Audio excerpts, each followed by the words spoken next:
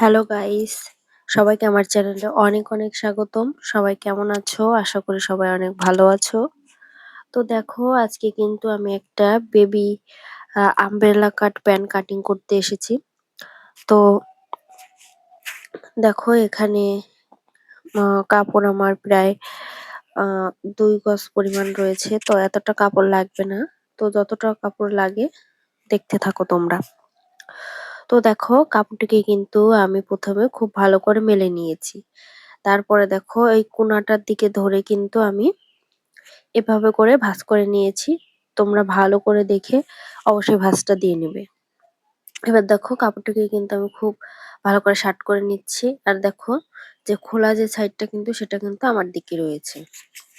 এবার দেখো এই মাথার কোণার যে মাথাটা সেখান থেকে কিন্তু আমার কোমরের যে মাপ সেই মাপটা অনুযায়ী কিন্তু আমাকে এখানে কাটিং করে নিতে হবে। কারণ এখানে কিন্তু ছোট হয়ে গেলে কিন্তু হবে না।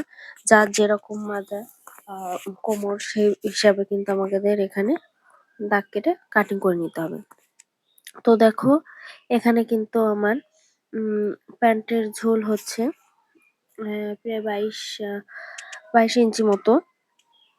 তো দেখো আমার কিন্তু এক্সট্রা নিতে হবে সেলাই মার্জিনের জন্য। তো আমি কিন্তু ১ ইঞ্চি পরিমাণ সেলাই মার্জিনের জন্য নিয়ে নিয়েছি। আর দেখো এভাবে ধরে কিন্তু আমি সব দিকেই দেখবো যে ২২ ইঞ্চিটা ঠিক আছে কিনা।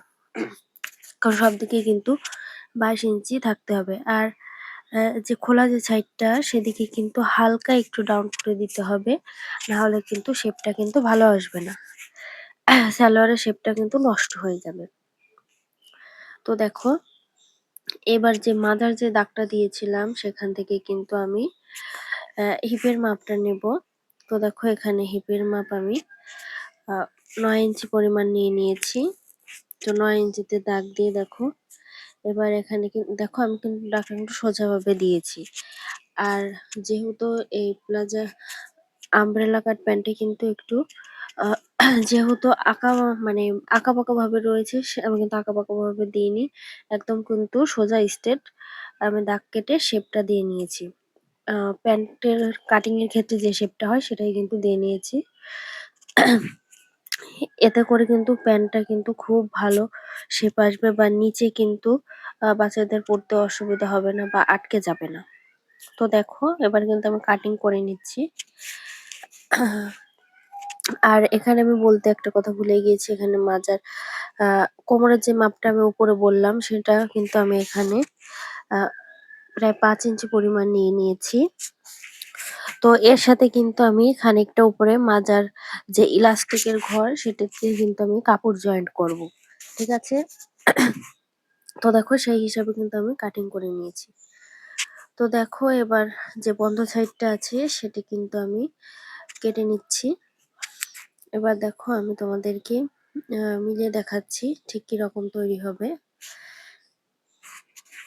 যেহেতু ছোট বাচ্চা চিকন মাজা আর এটা কিন্তু মাজার কাছে কিন্তু খুব বেশি ইলাস্টিক দিলে আ মানে কুচি, কুচি দেখা যাবে না তাহলে কিন্তু ভালো লাগবে না।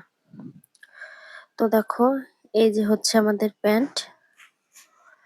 এবার কিন্তু মাজায় কিন্তু আমি কিছুটা কাপড় জয়েন্ট করব। তো পাশ থেকে কিন্তু যে আঁকাবাঁকা মাজার যে অংশটুকু রয়েছে সেটি কিন্তু আমি সমান করে কেটে নেব। তারপরে কিন্তু মা মাঝের কাপড়টি আমি জয়েন্ট দেব। ঠিক আছে?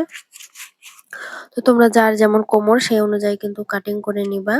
খুবই সিম্পল একটা কাটিং। তোমরা খুব সহজে চাইলে বানিয়ে নিতে পারো। কোনো সমস্যা নেই দেখো। এরপরে কিন্তু মাজার কাপড়টা আমি কেটে নেব।